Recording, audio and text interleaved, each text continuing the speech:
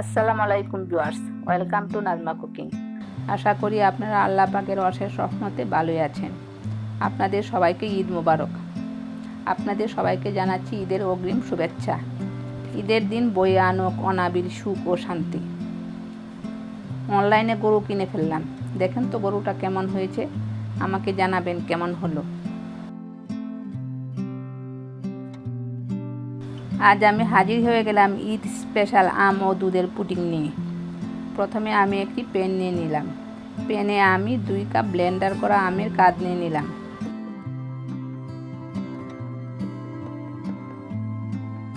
এর মধ্যে 2 টেবিল চামচ চিনি দিয়ে দিলাম।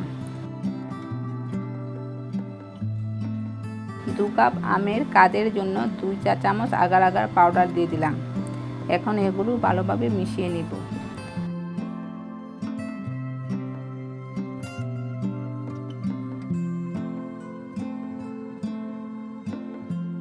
তারপর চুলায় জাল করে নিব বলক আসা পর্যন্ত।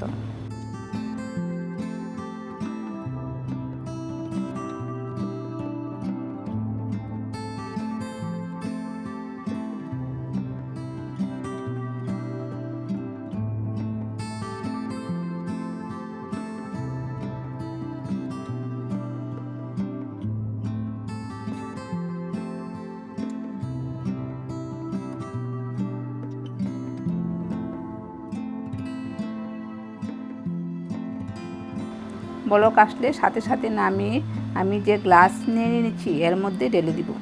গরম অবস্থায় ঢেলে নিতে হবে, তা না হলে পাতিলে জমে যাবে।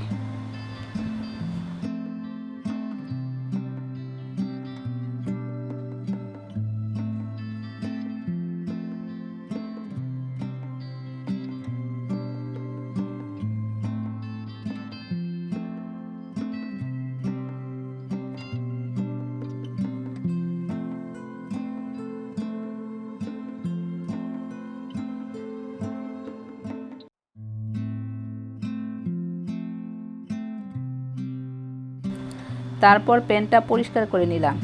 তারপর এই প্যানে আমি ঘন করে জাল করে নেওয়া দুধটা দিয়ে দিলাম 1.5 কাপ পরিমাণ।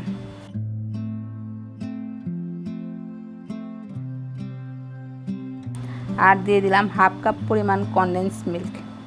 1.5 কাপ দুধ ও 1/2 কাপ কনডেন্স মিল্ক মিলে হলো 2 কাপ পরিমাণ। এখন আমি আগার আগার পাউডার দিয়ে দিব 2 চা চামচ।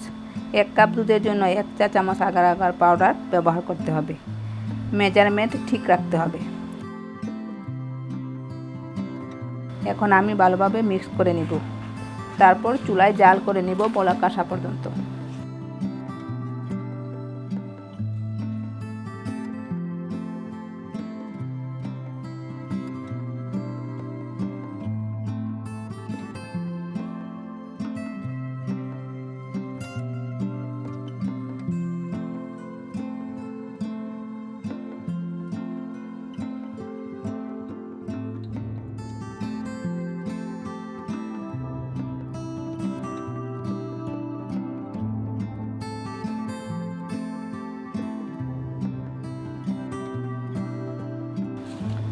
বলক আসলে সাথে সাথে নামিয়ে আমার পুডিংয়ের উপর আস্তে আস্তে ঢেলে নিতে হবে।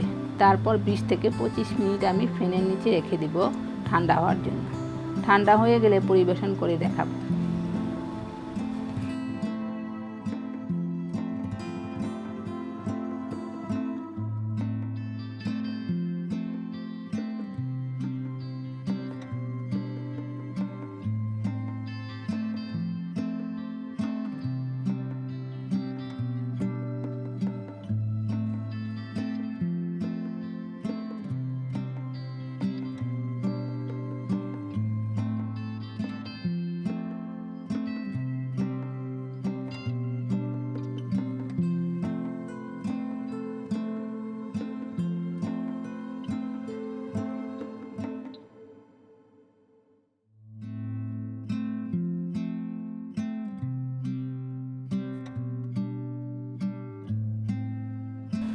এখন আমি কিউব করে কেটে নেওয়া আমগুলি পুডিংয়ের উপর সাজিয়ে দিব।